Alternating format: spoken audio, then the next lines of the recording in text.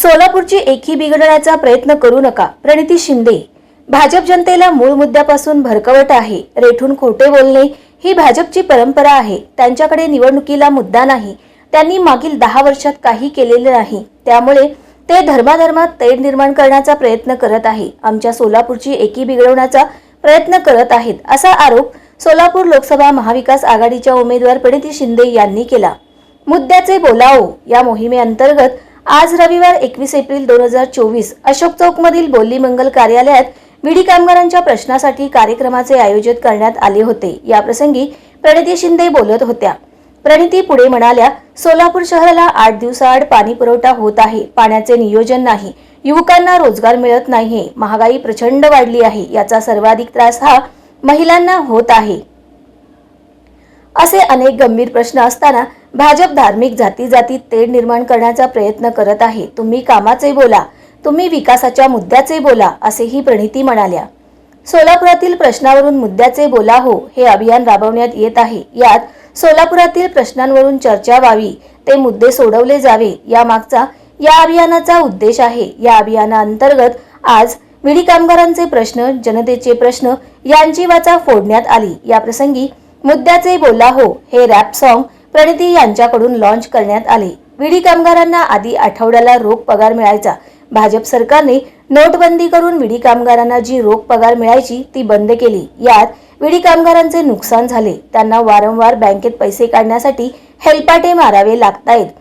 भाजपने नोटबंदीतून साध्य तरी काय केलं? त्यांना गरीब जनतेला, विडी कामगारांना त्रास द्यायचा होता का, असा सवाल सोलापूर लोकसभा महाविकास आघाडीच्या उमेदवार प्रणिती शिंदे यांनी विचारला.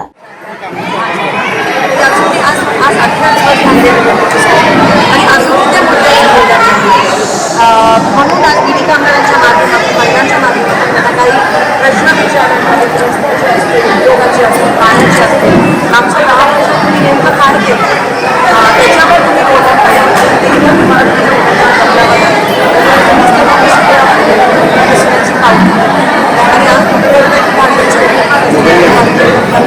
व्हॉट्सअपच्या माध्यमातून असेल, तुमच्या भाषणाच्या माध्यमातून असेल, फक्त जातपात निर्माण करण्याचा प्रयत्न, आमच्या सोलापूरची जी एकी आहे ती घडवण्याचा प्रयत्न, सर्व पोस्ट फिरवतात आणि आमचं सोलापूर अखंड एक आहे.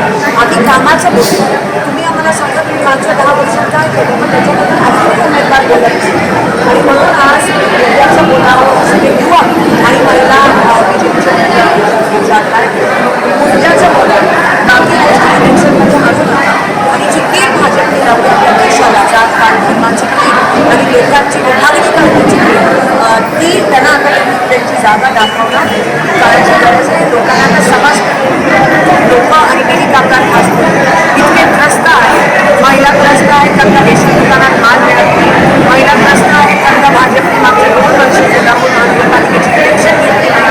त्यामुळे आम्हाला 8 दिवसाआड या ठिकाणी महिला त्रस्त आहेत, त्यांना महागाईने हिंसात्मक टाकला आहे. 300 रुपयाच्या सिलेंडरची टाकी 1200 रुपये झाली. महिला त्रस्त आहेत कारण का त्यांना आठवडा मजुरीची रोख रक्कम मिळायची ती नोटबंदीमुळे मिळालीच नाही. नोटबंदी का झाली त्याचा उत्तर पण हे देऊ शकले नाही. सोलापुरात ठिकठिकाणी स्मार्ट सिटी, वॉर्ड सिटी लागली, रस्ते झालेले आहेत सोलापूरच्या ठिकाणी. 8 दिवसाआड घाण दूषित पाणी येतं, नंतर रोजच नाही पाणी एवढ्या अनेक गोष्टी देशात. दुकानात पण धान्य मिळत नाही, रॉकेट बंद आहे. या सगळ्या गोष्टींमध्ये महिला त्रस्त आहेत.